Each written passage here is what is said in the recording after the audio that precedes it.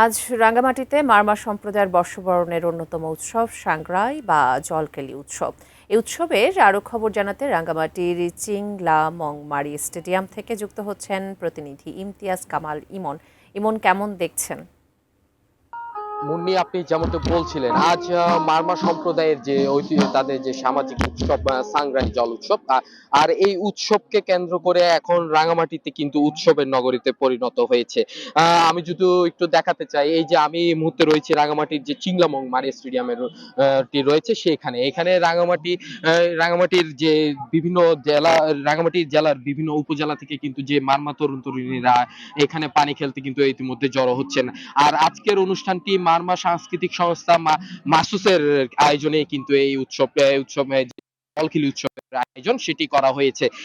আমি যদি একটু দেখাতে চাই, এখানে বিভিন্ন জেলা, মূলত তিন পার্বত্য জেলা থেকে কিন্তু এখানে যে মারমা তরুণ তরুণীরা কিন্তু এই মাঠে পানি খেলতে কিন্তু জড়ো হচ্ছে, এবং তারা তাদের যে ঐতিহ্যবাহী পোশাক রয়েছে সে পোশাক পরে কিন্তু এখানে কিন্তু উপস্থিত হচ্ছেন, এবং তারা দল বেঁধেই কিন্তু এখানে যে মারমা তরুণ তরুণীরা আছে কিছুক্ষণের মধ্যেই এখানকার যে জলখিলি উৎসব সেটি উদ্বোধন হওয়ার পরপরই কিন্তু তারা এখানে জলখিলিতে মেতে উঠবেন। আর আমি এখানে আগত যারা জলখিলিতে অংশগ্রহণ করতে এসেছে তাদের সাথেও কথা বলার চেষ্টা করেছিলাম। তারা বলছে যে এই জলখিলি উৎসবের মাধ্যমে তারা নতুন বছরকে বরণ করে নিবেন, এবং পুরোনো বছরের যে দুঃখ গ্লানি রয়েছে সেগুলো ধুয়ে মুছে তারা নতুন বছরকে বরণ করার জন্য আসলে এই উৎসবটি করে থাকে। একই সাথে তারা তাদের যে জীবন সঙ্গী এবং ভালোবাসার মানুষকে তারা বেছে নেয়, এইখান থেকেই কিন্তু আসলে খুঁজে নেন।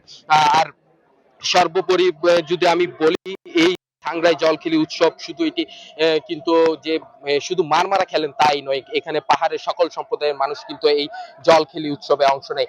আর এই জলখিলি উৎসবে কিন্তু মারমাদের পাশাপাশি বাঙালি যে সম্প্রদায় রয়েছে তারাও কিন্তু এখানে জড়ো হয়েছে।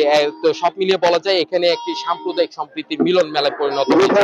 আর আজ সারাদিনই কিন্তু এই মারমা সম্প্রদায় এই জলখিলি উৎসবে উঠবে এখানকার পাহাড়ের মানুষ।